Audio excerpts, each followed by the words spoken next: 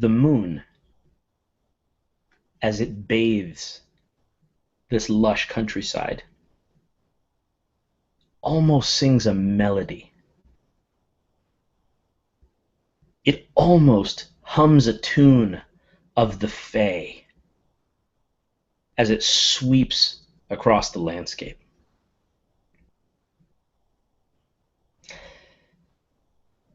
You know your purpose on this night, and you know what you have to deliver. You know who you have to see. This is something that is required weekly, not always from you, but from someone. And most times, people draw straws so that they're not the one picked. On this night, you're walking down a road that you know oh so well, and you are on your way to meet a member of the Bolg Malgia clan. What thoughts are going through your mind as you walk down this road?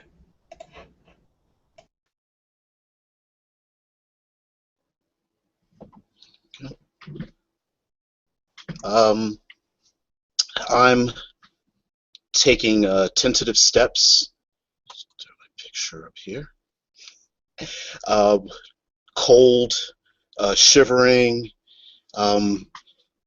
wondering if I would have the strength to reveal the secret that's churning in my head.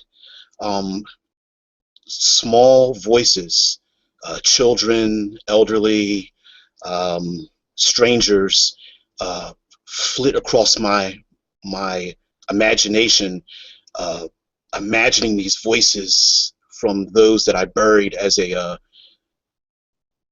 enslaved as a grave digger.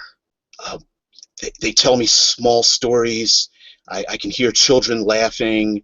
I hear elderly people gossiping in my brain, and I'm hoping that I can steal one of their secrets instead and parlay that secret and not give away my own of my noble family. And as a grave digger, what speaks to you is dirt. You're a man who knows the soil because you've worked a shovel.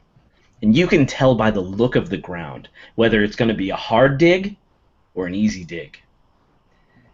And as you trudge through, you realize that tonight, for some reason, the cold air and the light just gives you the feeling that tonight it's tough dirt.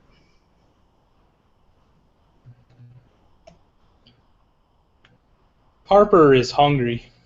He's been hungry. It's been maybe a day or more. He doesn't try not to think about it, about how long it's been since he had his last meal.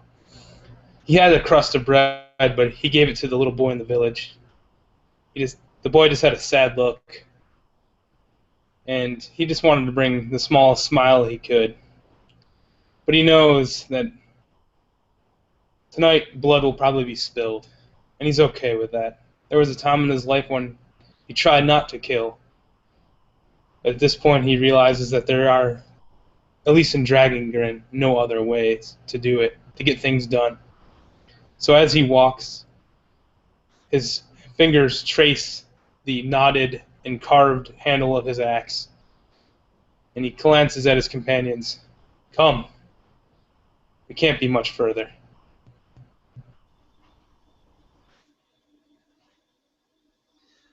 Ellen absolutely hates full moons. Whenever she sees a full moon, she remembers the night that the village came up against her and her family. After the charlatan priest came through telling everyone to rid themselves of all evil, they took that to mean kill that family of tieflings. Her father was first, followed by her mother. Her two older sisters. Ellen managed to escape, but they snapped off both of her horns. One never grew back, and the other went crooked. She's always self-conscious of that. It happened on a full moon night, just like tonight. And with every clink of her chainmail, a pang of guilt goes through her. It's difficult to know what a tiefling's horns feel like unless you're a tiefling. Much like it's difficult for a child to understand what it's like to have their adult teeth.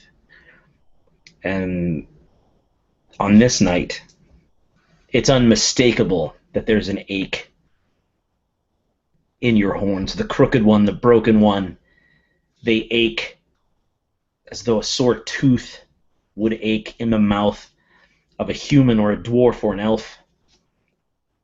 And they ache, and as you clink along, your rhythmic chainmail clanking beats a dichotomous song against the hum of the moon.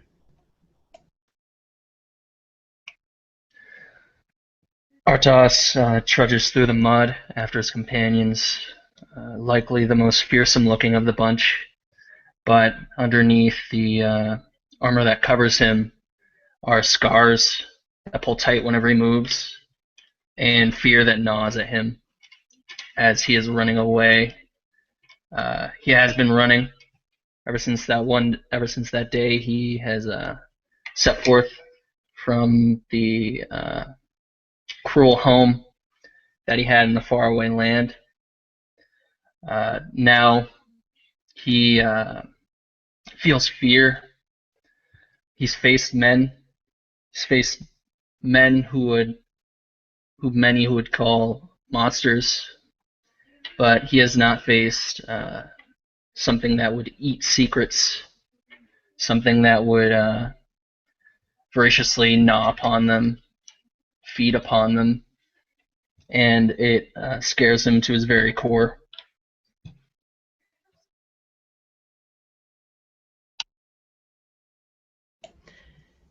You approach an end to the forested sides of the road. And as you emerge, a rolling clearing, hills bathed in the moonlight that seem to go on and fade into a darkness that's blue in this moonlight. And you see a very familiar sight. You see before you stones, standing stones. These are the standing stones of Vulda'Nog. And DBJ, what do these look like, these enormous standing stones?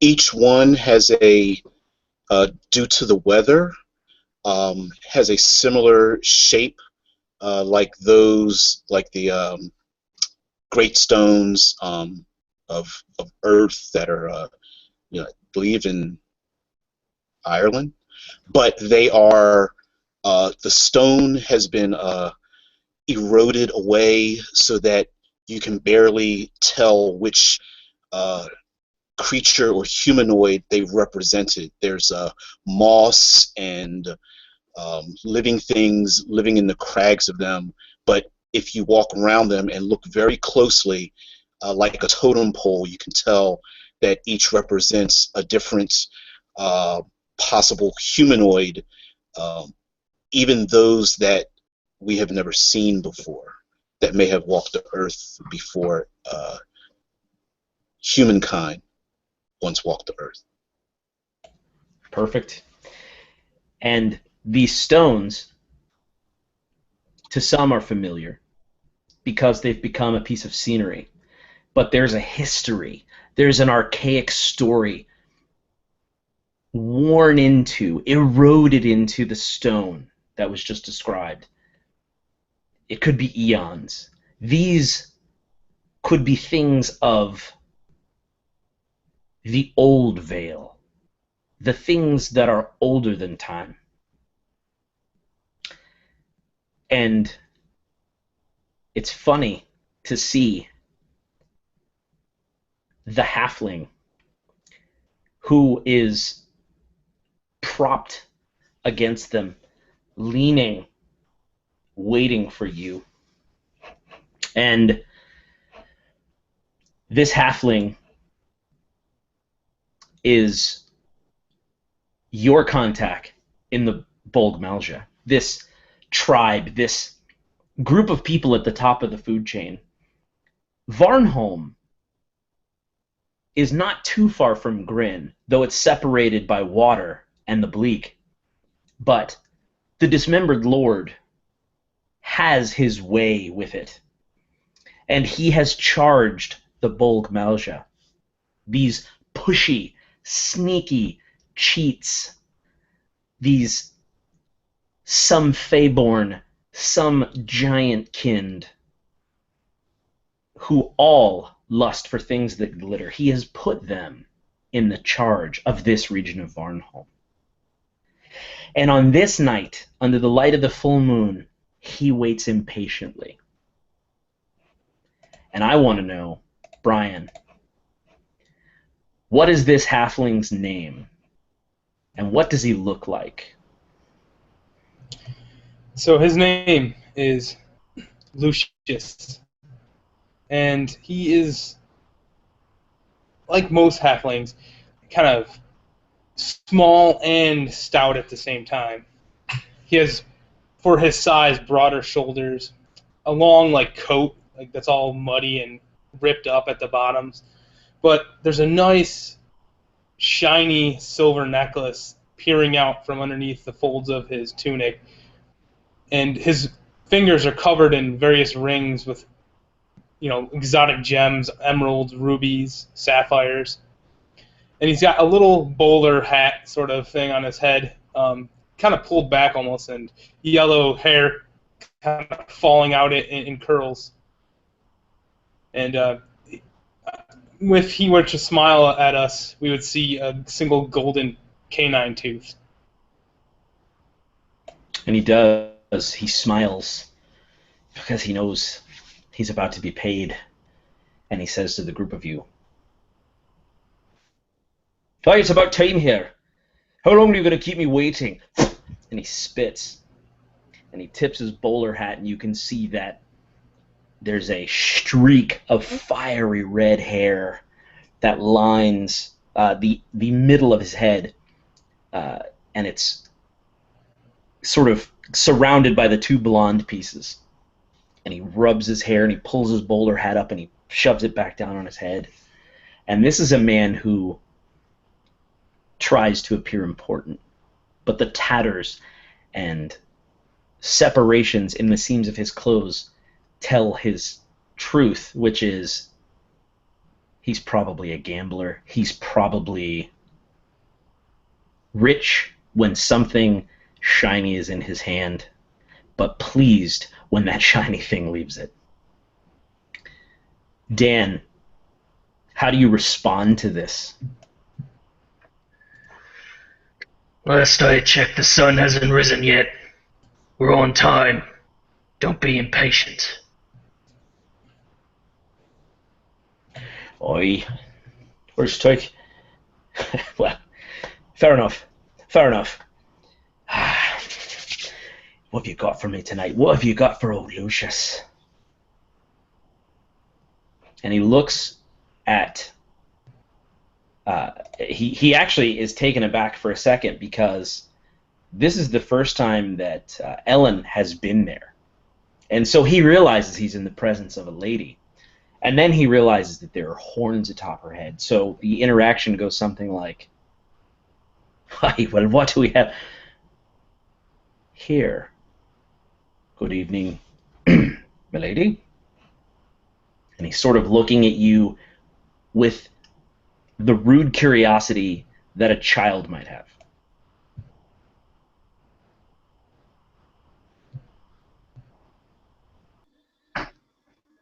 Ellen would probably, real self-consciously rub her one remaining horn. It kind of juts off to the side. Just be real quiet and look off, maybe down. Well, we're here. We're supposed to. Are we supposed to pay you, or is that someone else? Now you'll be paying me. You'll be paying me. And I hope you've brought something oh so delightful. Because as you know, the currency here for us, it's gold, sure. We love the things that glimmer and glitter. But what we love more than that is what we require. You got to pay us in secrets. Now, the way that I like to do things is I like to enjoy this. So, there won't be any of this whispering in my ear. There won't be any of this, I'll tell you over here and there. You got to tell me. And I want to tell you that you've got to tell me in front of your comrades. So who's going first? Who's going to pay old Lucius in secrets? Harper kind of steps forward. He was kind of in the back of the group, among the shadows. He's like, I'll go first. And he slings his pack forward and it, like, thuds in the mud. And he opens it up and he pulls out like a burlap sack and tosses it at the feet of Lucius. There's your secret. And he spits sideways. And Lucius looks down at this burlap sack, and he looks back up at you. And he's expecting you to hand it to him. Harper, you could tell he has a twinge of anger, but he's trying to suppress it. He knows the arrangement. He knows that he can't mess it up. But at the same time, he's had enough of this. And so instead of handing it to him, he just walks over and he kind of looms over Lucius for a minute, and then lowers down and with the handle of his axe pulls the sack back to show a head, a severed head. Do you know who that is? Should I? It's dark.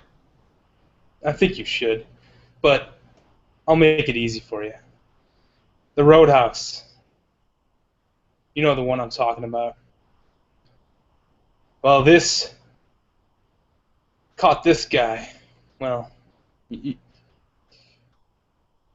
is the son of the Roadhouse's patron, the keeper. He was sticking his fingers where he shouldn't. Let's just say that. One of your caravans. The secret is they've been stealing from you for weeks, months. They take a little bit, just enough, and most of it's food because, well, the taxes here are high. Not many people get to eat, but there you go. Hope you're happy. He kind of turns and goes back to where he was. And you see that Lucius sniffs the air as if someone's cooking a steak. And you can see that his teeth are pointier than you first realized. And to take this secret as you tell it to him, to capture it, you see him pull from his side a silver bell with no clapper. And he waves it through the air, and in a purple fog, this secret takes physical form in this realm, and it sweeps into the bell, and you see that the bell itself glows with purplish runes as he says, Oh, that was a very good secret. Yeah. Another thing too, like he took this kid's life, and maybe this guy wouldn't realize this because he knew that if they had found out he was like, if they caught him, it would have been far worse than anything Harper would have done to him. So in some ways he did slight them a bit, but that he did provide. He did the bare minimum.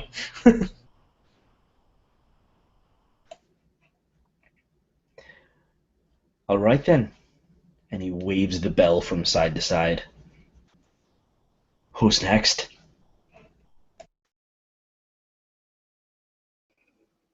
Um, uh, Togus stumbles forward as if an unseen hand has like pushed him from behind, and he's crouched, nervous, clutching his long-handled shovel as like a walking stick, and he's like, no, uh, it's not my turn. And he goes to turn around, but an unseen hand, you could see his feet sliding backwards as he tries to turn around from inching forward as the spirits that talk to him are pushing him forward to confess his sins, and he's like, I what is this thing about pickles? Hmm. I, I that's not a good secret. Um. Uh, um. Okay.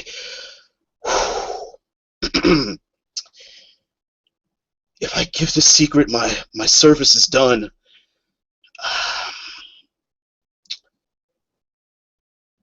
My family has killed one of their own.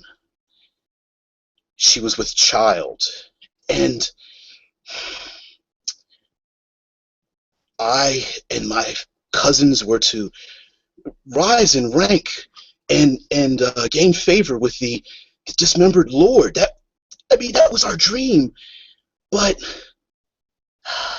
when she was killed, the child was taken from her, and when we looked back, we found her body changing and realized that she was one of the shifting kind, the ones that hide amongst the people and even the nobility. We could not let this happen. So we all looked around, and one of us was to take a knife to the throat of this newly born child. But instead, we all turned away, and the child was stolen away. We think the child is still around and hiding, a spy within one of the many families that vie for power. That's all I know. And I go back, kind of standing next to Harper because he's like, like a big giant wall. I'm like, that's it.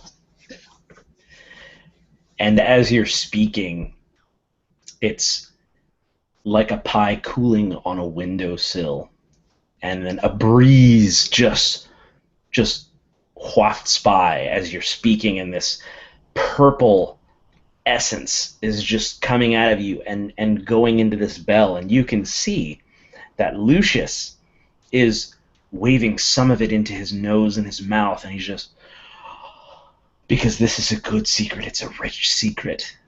It has depth and texture. Oh, that was tremendous. You see the bell continue to glow. And then Lucius turns and he says to you, Dan, wait,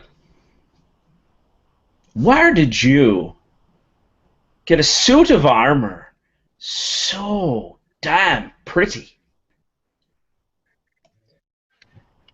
So Artos just kind of stands there, stock still for a second. Then he reaches back and throws his maul on the ground. The head made up of this gigantic crystal. He takes off his helmet and he says, Suppose I'm next, then. Alright. For a time I worked as a squire for a lord in a faraway land named Silas Malfurion. Made his name spying for the unnamed one, and he was rewarded with a great keep and a powerful crystal. Now my parents were laborers on his estate. They couldn't pay his tithes. So, they sold me into servitude and were killed for the inconvenience. The Lord was a brutal master. He took great pleasure in exerting his will on others and beating me to a pulp in the practice yard. I was but a boy, but he beat me every day. Years passed, and I knew only pain, cruelty, like many others in this land.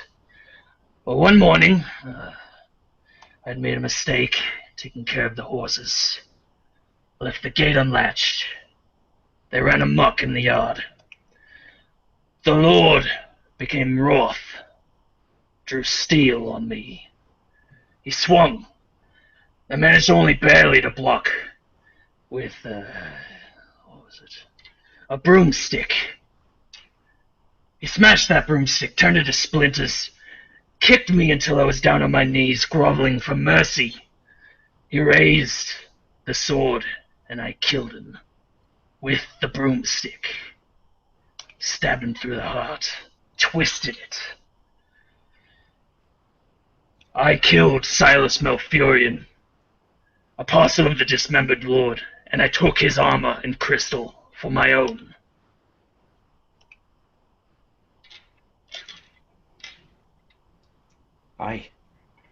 And you can see that Lucius sort of... But that isn't the end of it. He lives. He's a lich.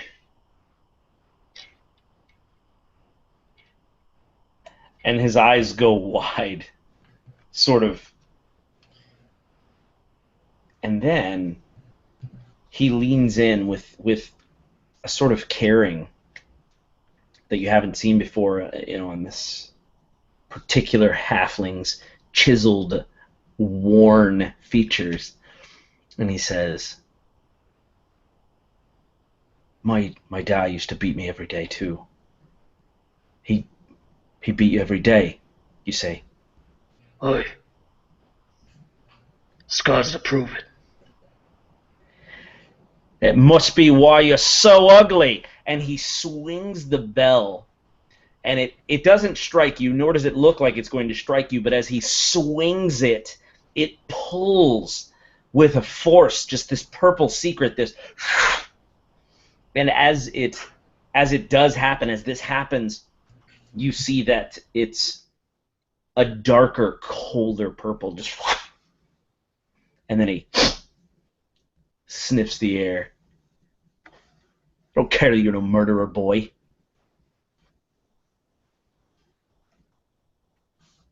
And then he looks over. He says, Now, I saved the best for the last. And you can almost see that it looks like he's standing in such a way so that a shadow is kind of obscuring your horns. Like he's trying to imagine you without them. And he says, Tell me, lovely, what secrets do you have for old Lucius? And don't hold back, not a single juicy detail.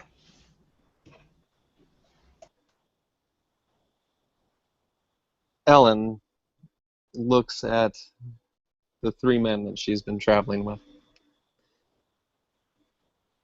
I didn't kill anyone. But I didn't save him either. She grabs hold of her chainmail that's trembling underneath her own shaking.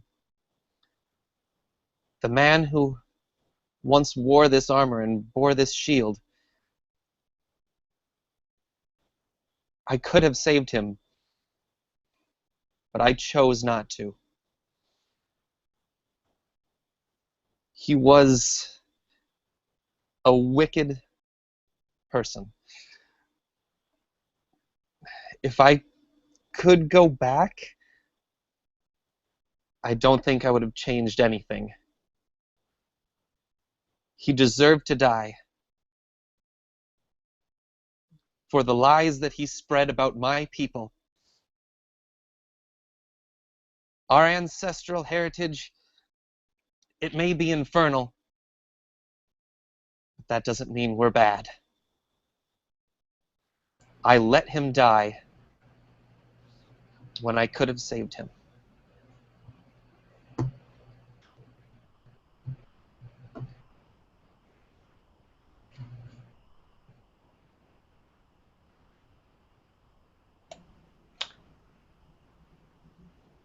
I think that's the sweetest secret of all. Because it comes wrapped with so much guilt. This fella, right here, and he points to you, Arthas. Look at the size of him. He killed a man with a broomstick. Right through the heart. He ain't dead. And look, he's proud. He's proud as the day he started walking. That's my kind of man. And this one over here, a changeling. Let a changeling loose. Who knows? It could be the lover you lay down with. It could have been the barmaiden who served you last night, and you'll never know.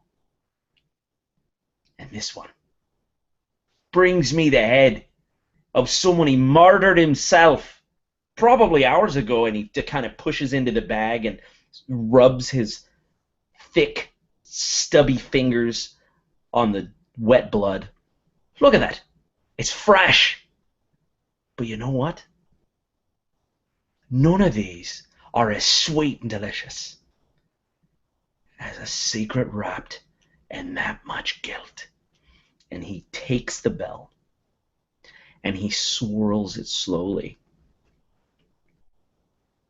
But nothing happens. What? And he swirls it slowly. And this clapperless silver bell, he's... Oh, no. No, it can't be. No, it's... Oh. And from you comes this black essence, this ink that runs into the bell, and it hits it, and you can see immediately it is not absorbed by the bell. And he's like, Jose, you've not given me... This isn't part of the deal. You're a Mage Eater! And he has this inky black smoke rush into his mouth. And he falls to his knees. And what happens next is so fast that it's almost imperceptible. And he falls to the ground, and immediately the tip of a sapling begins to grow out of his mouth, and as it does so, it begins to thicken and widen, and before you can realize what happens, what was once Lucius is now a large, ashen, bare oak. And as this tree rests in the center of these standing stones, a branch begins to droop, and it slowly takes the shape of a noose. And in this noose, a face begins to appear. And this face is a gorgeous young woman. And it slowly, in the pale moonlight, takes the full shape. But as quickly as it does that, it reverts into that of a bedraggled, brutalized hag with scraggly hair. And with a wail that pierces the night, you hear the call of this shrill creature, this ghostly hag, as she screeches toward all of you. Roll initiative.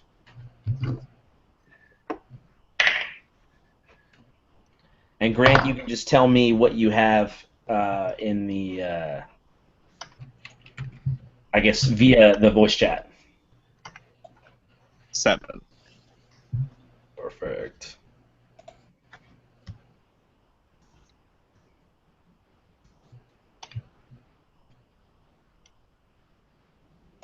Seeing this thing appear,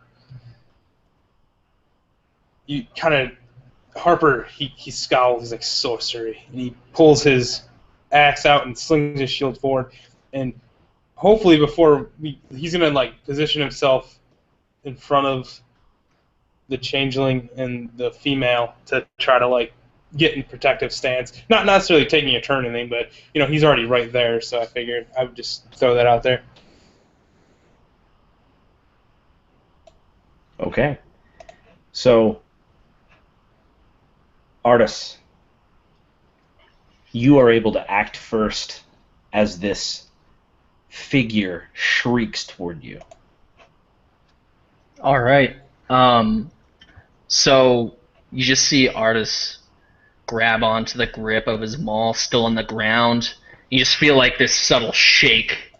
Then all of a sudden, this blue crystal erupts next to the creature, swinging at it like a spike just coming out of the ground and then retracting. And he's going to cast Spiritual Weapon as a bonus action, and then he's going to pick up the maul and advance towards it, so I'm just going to roll the 2 attacks. Spiritual Weapon is going to be a 15, and the attack is going to be a 14. So, your spiritual weapon makes purchase on this creature. Describe what it looks like. Yeah, this blue crystal just erupts out of the ground like a spike, and it stabs into it, not expecting an attack from behind. And it does 9 damage. 9 radiant damage, if that matters. Okay, yep, it does, very much. All right. Is there That's all I anything got. else? Okay, and no movement or anything like that? Yeah, I moved up into melee range with it. Okay, I didn't know if you moved your full range, because it was pretty close. All this happened, like...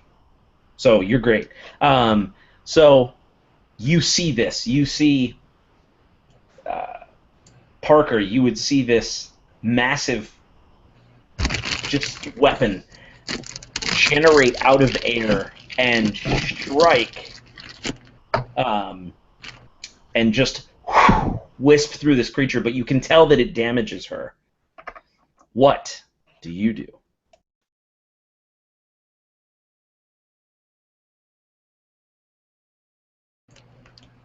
So he points his finger. Wait, is it? Am I up? I just want to make sure. Yeah, no, yep, Okay, it's all okay, yep. all right. So I want to make sure. So he points his finger at this beast and whispers a solemn vow to himself that he will not stop until it is dead. It is mud. It is dirt again. And essentially, mechanically, he's casting Hunter's Mark, and then he's going to move towards it and just bring his axe up and down with all the fervor he can muster. So I'm going to make an attack roll. That is a 13. A 13 does hit. Okay. And I'm going Yeah, and then so you know my damage.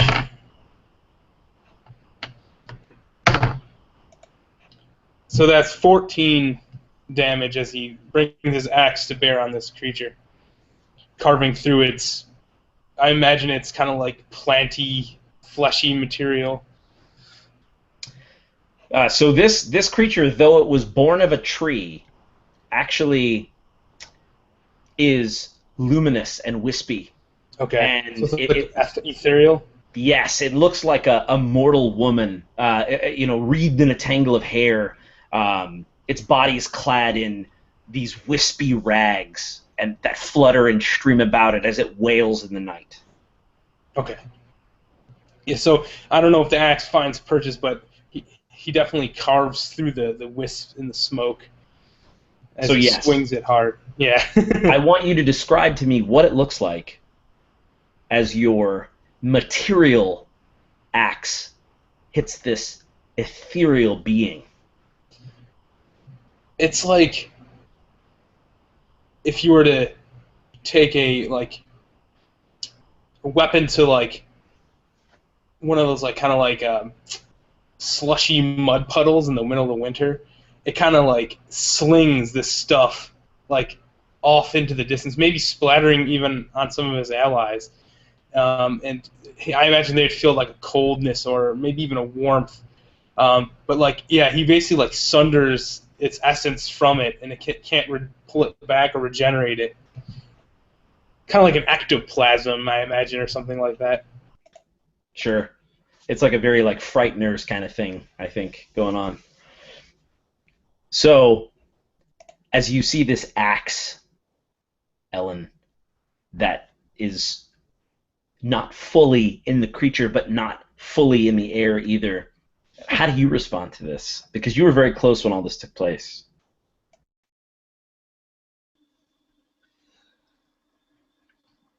Ellen would hike her shield up a little higher, putting the emblazoned symbol of Palor into full view, and pull her scimitar out, and just yell, "You abomination of nature!" And if it's my turn, I'm like to attempt to turn the faithless. Absolutely. Which if this thing is a Fey or Fiend, it has to make a Wisdom saving throw. Okay. 14 is the DC.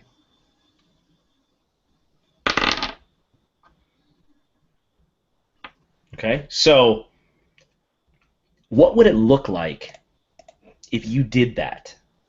If you called to the air, evoking your deity, and nothing happened? What do you look like when that happens?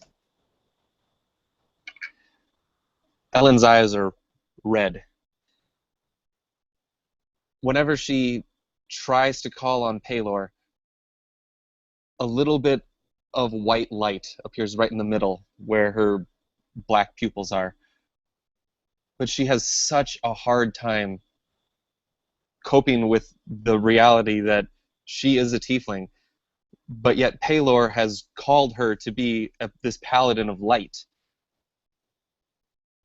And far too often, she feels unworthy of being this paladin. And so many times, her spells fail. And so this white light appears, but then the red iris overtakes it, and she slumps a little bit.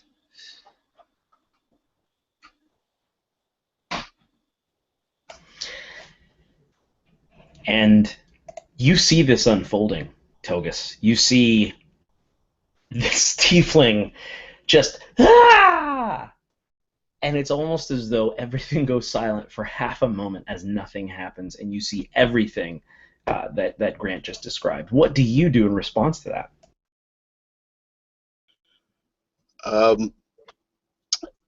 I scramble behind one of the big giant stone pillars.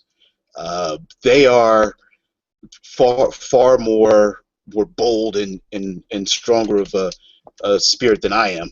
So I scramble behind one and hope that the spirit goes away, and it kind of rock back and forth. And there's a little trick that I do with my like a harmonica, but doing it with my fingers, lashing my fingers together, and just start to rock back and forth and hope that the sounds and the noises and everything go away, and I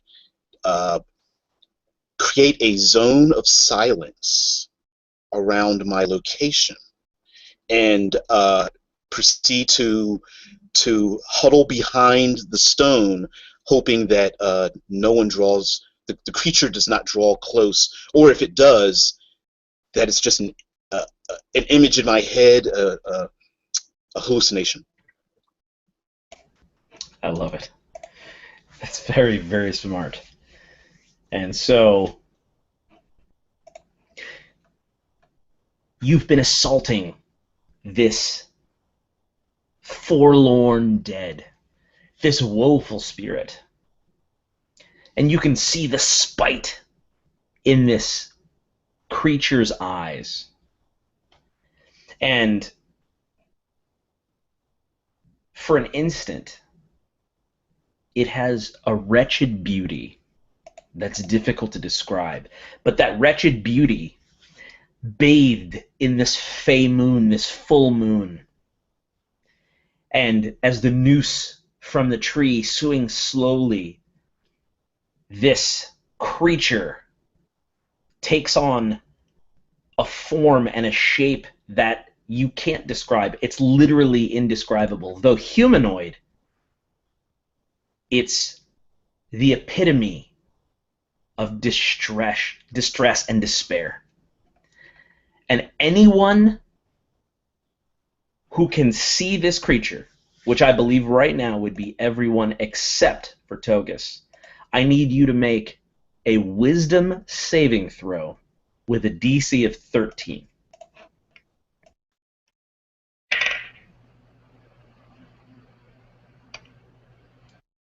So plus 19. 10.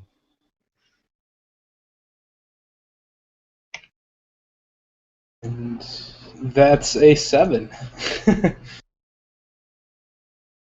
So, for anyone that rolled lower than that 13, you now have the frightened condition. And what that means is that you basically have disadvantage on ability checks and attack rolls if you can see the source of your fear. Like if it's in the line of your sight. I count peripheral vision as well. And you can't willingly move closer to it. Okay? So that is going to just stay in effect versus this creature. So you see this creature's mouth begin to widen.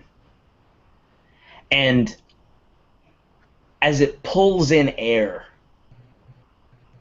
to make this horrific scream, it's pulling the sorrow from the eons, any tragic event that's taken place anywhere near here, anything that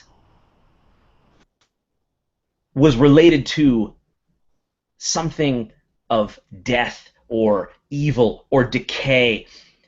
It's all pulled in as this creature begins to scream. And this mournful wail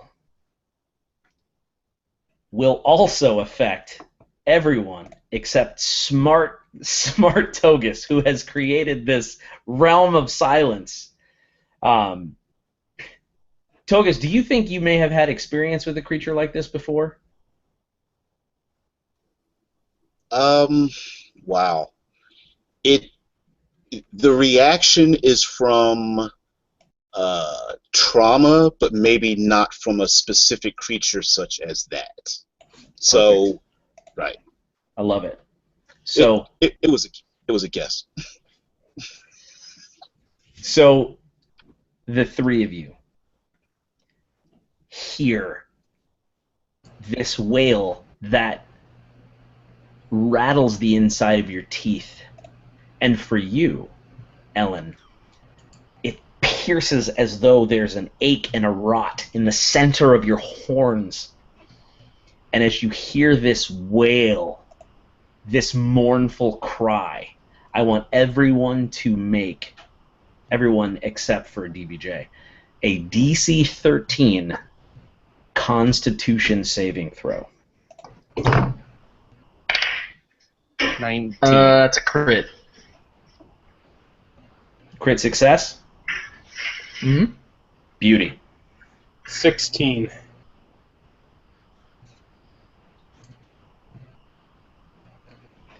Sorry, Grant, if you said yours, I missed it. 19. Okay. So, this wail that washes over you, just creates a ringing, and this hag, this visage, this banshee is powerless against your fortitude. Artis, it's your turn. Shut up! And he slams his maul on the ground and he casts silence. Like you would expect to make a big boom, but really, like, there's no sound, and everybody's just like trying to yell, trying to get each other's attention to come up with some tactics against this creature, but they are silent. And he's going to use his bonus action to attack with spiritual weapon again. So you just see, like, everybody's just like moving almost in slow motion because of the silence in the air, and then you see the spike come out of the ground once again, but it's an 11 to hit. In her shrieking, she's creating this sonic vibration, and as you're ignoring the effects of this and that spike pierces, your spiritual weapon is slightly distorted from these sound waves, just and it skitters and shreds some of her tattered, wispy clothing, but doesn't make purchase on her ethereal form. Artis says a nasty curse, but nothing comes out. That's all I got. That's awesome. Oh, that's great. Parker. So, Harper, he doesn't often feel fear, but at this moment, he realizes, he thinks for a second something is shaking his axe, but when he looks down, it's his own hand. And it's like he's outside of his own body, looking at his own self trembling, and his shield has slumped, and he's almost fallen to his knees, and he can't look at it. He can't look at it no matter. He tries, but every time his eyes go to raise up, it's like he's compelled by something outside of himself to look down again. He can't approach it either. Just the thought of it is like bile rising up in his throat and urine about to release in his pants. So he doesn't. He steels himself, but he realizes maybe there's another way. Maybe there's something else he can do. That is the best description of the frightened effect that I've ever heard. So he's going to try something. He digs deep and calls upon his oath, vengeance at all costs. And while he can't fight the creature, he's going to try to command it with all of his effort, all of his power. And he raises his axe and he speaks a single word. And that word is grovel. It kind of resonates from his lips, more power than actual words, just combating the rippling sounds and, you know, kind of like, I imagine the Banshee's wail is like a ripping torrent. He's trying to rise up above it with his, like a booming voice. And basically, mechanically, they have to make a wisdom save against my spell save DC, which is 13. All right. So I love this because this is to me, this is like the anti-Banshee Whale. What you just did. This Banshee does the whale, and then you're like, grovel. And it's just this, I almost see the sound waves meeting in the air. Just so, okay, I let me ask you a question. Does a 7 make it? No, it's a 13. Okay. So the mechanical effect is it is prone until the end of its turn. So it basically can't get up until the end of its turn. So this creature is immune to the prone condition. Oh, nice. Because it has, so it has a condition immunity. It cannot be made prone. So I want you to describe to me what that would look like, because I think the force of the deity would still enact the command, but I almost see it as like if you were to squeeze a foam ball and it like comes back out. Like you push and the prone action happens because that's the law of the deity. But then it's like, what happens? So as Trithurion's power presses in from the other realms into this world, it's like being that the creature's kind of like this misty, ethereal, like it disperses the creature completely, and then it just kind of reforms, I imagine, like immediately, and he's just like, and he can't look at it, but he knows that it didn't do it. He's like, oh, damn. I love it. And so, Ellen, as you see this creature dissipate into nothing, shred into ethereal ribbons, just and then kind of back together, what do you do? I am currently frightened. So Ellen, in a really quavery voice, looks over to Parker, places a hand on his shoulder, and says, "That was a really good try." And he says, he's like, don't. And you can tell, like, he's just like, everything about him is like shuddering, and he's usually a very dark, sinister looking man, and he looks at you with like almost desperation. He's like, don't doubt your connection to the gods. They're within you. You are the chosen. You must do this. Try to bolster your confidence.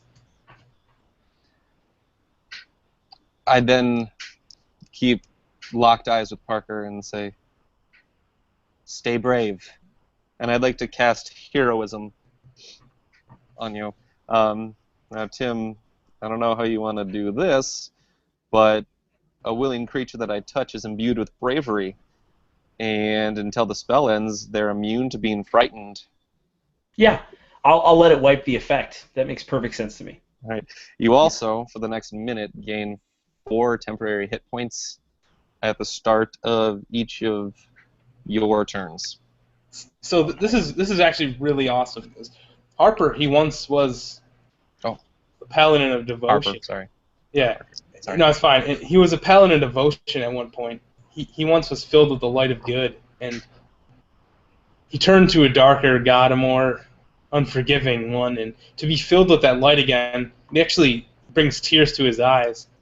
He had forgotten, and now he stands staring at the creature. A moment ago, his fear overwhelming him. He's like, I haven't forgotten about you either. That's excellent. Is there anything else that Ellen would like to do?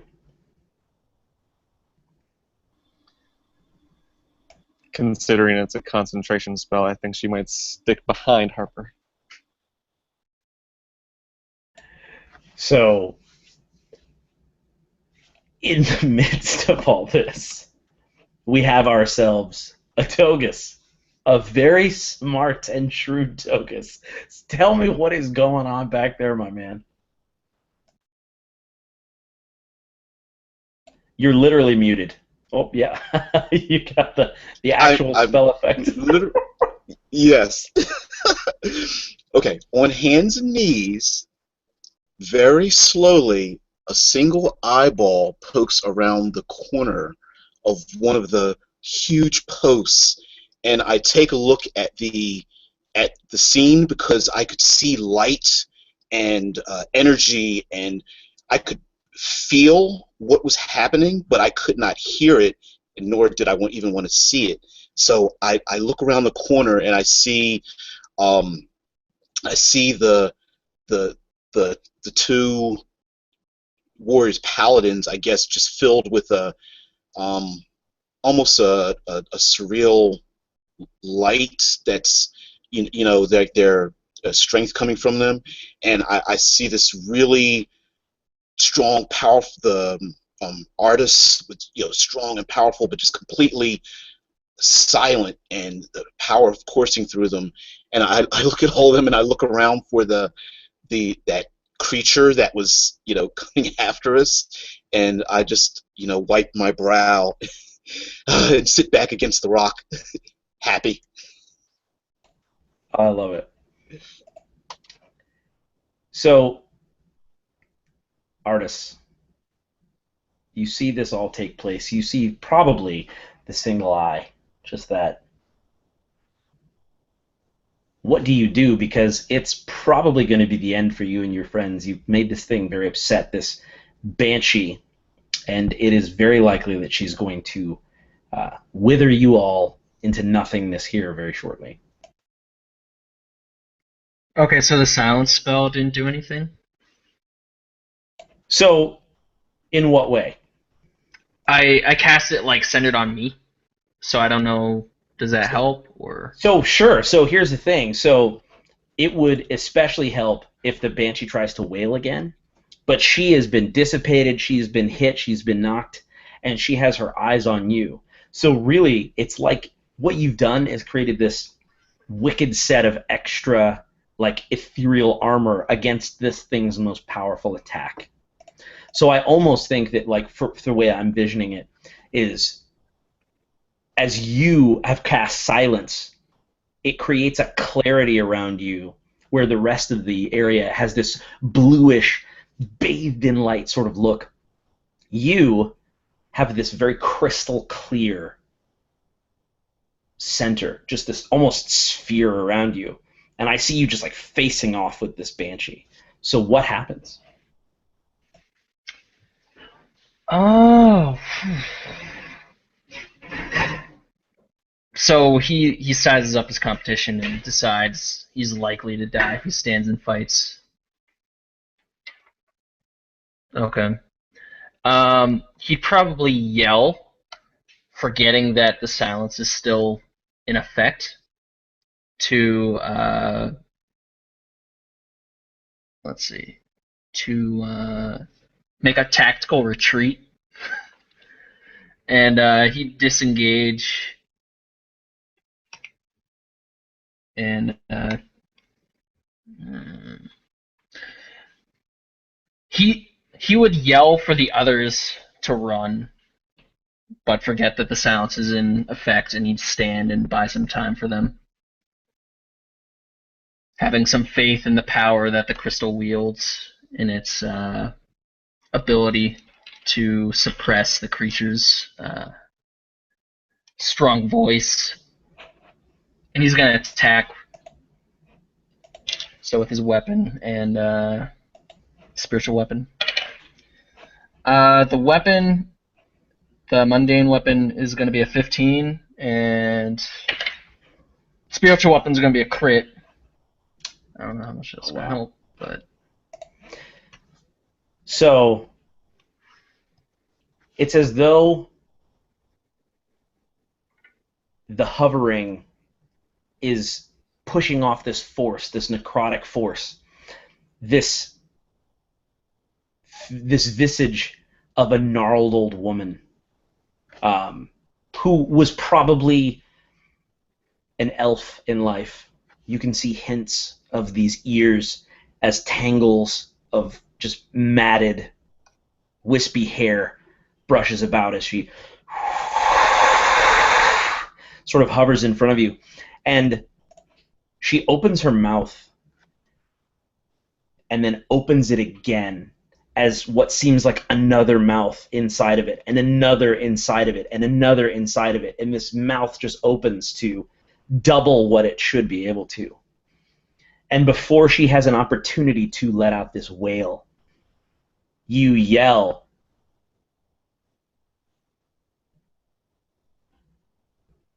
and in silence,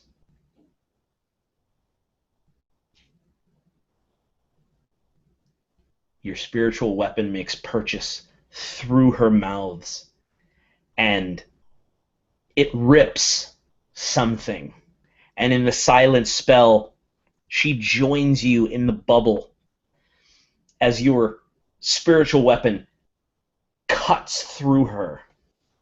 And the remnant energies from the words of this paladin seem to be on the air still, seem to be crackling around as it just dissipates and pulls her down as she slowly fades, and nothing is there except for a single silver clapperless bell. And we'll end it there.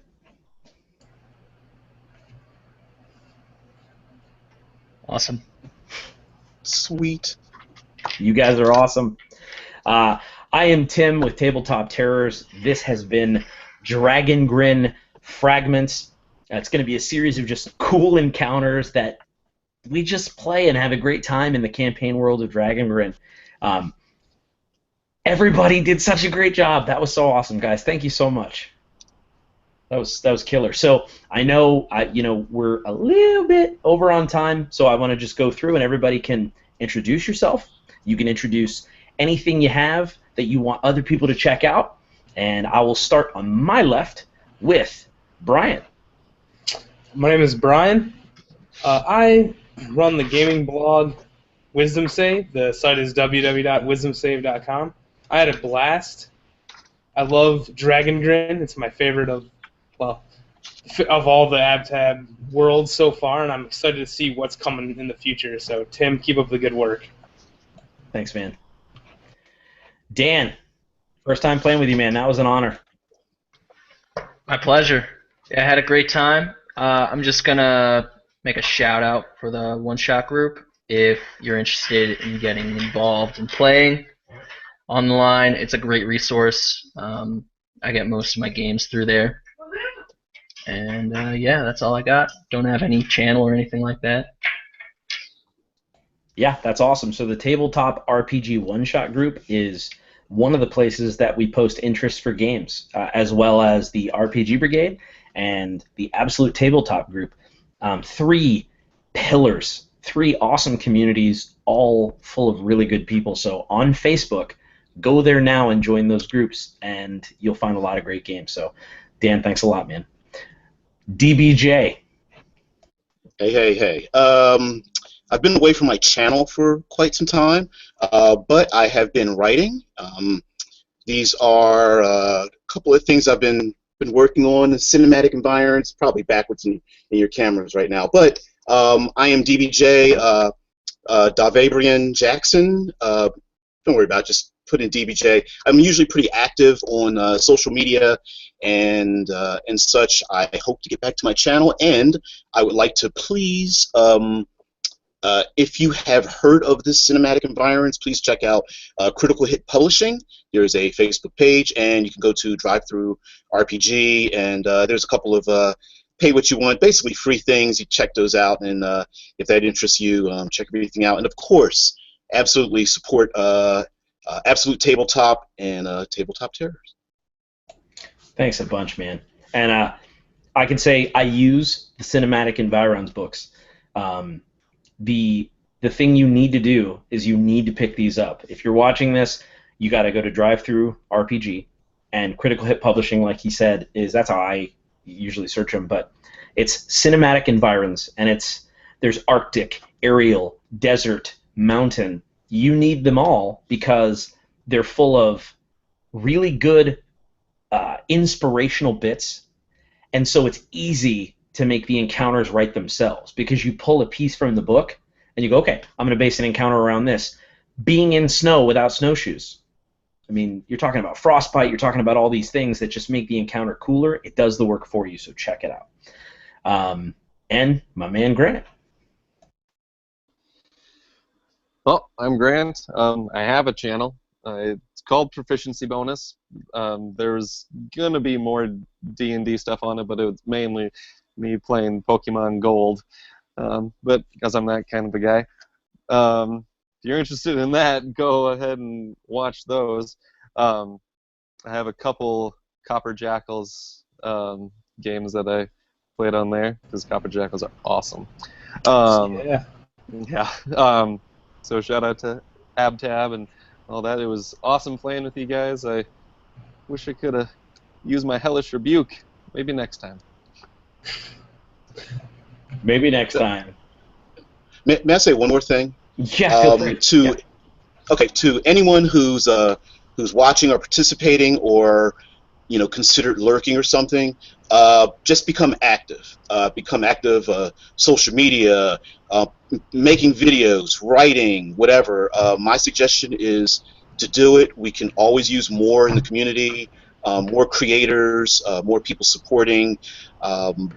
Please just help support this hobby in any way you can. It doesn't have to be money. It can just be with just giving shout-outs to people that you like or doing things yourself. If you are hesitant, I say go ahead and do it. Yeah, and I echo that fully. It's one of those things, man. Just get involved, talk. Your voice matters. So I don't mean to plug more, but if you do want to play in Tim's World of Dragongrin, I'm trying to get a campaign, a mini campaign, like a 3-shot going of a Copper's Jackal game. So any of you out there watching, join the Absolute Tabletop Facebook group and put your name in the hat, and I'm hoping I can get this going because we need more Copper Jackals saving the world. The Dismember Lords is running rampant. I love it. And so if you're wondering what he's talking about, we have a fantasy paramilitary rule set to make these like Expendables, Avengers type, even more powerful than powerful adventurers called Copper Jackals. And we have that on AbsoluteTabletop.com. And Brian here is going to be running a Copper Jackals trilogy, I think is what it is, for it's this cool chapter within the group that's like a bounty hunter group, and it's going to be sick. So if you're interested, join the AbTab group, and just like DBJ said, get involved, because I know for a while myself, I was a lurker for a while because I thought, I don't know if I have anything important to say, but dude, just say it. It's important because you're saying it, right? So jump into the Absolute Tabletop group, really welcoming group of people. That is one of the main ways you can get into games with us. Join the Tabletop RPG one-shot group. You can swing a cat in there and find a game. So there's no reason to not be playing. You can find tons of games in there. And the RPG Brigade is where James and I got our start.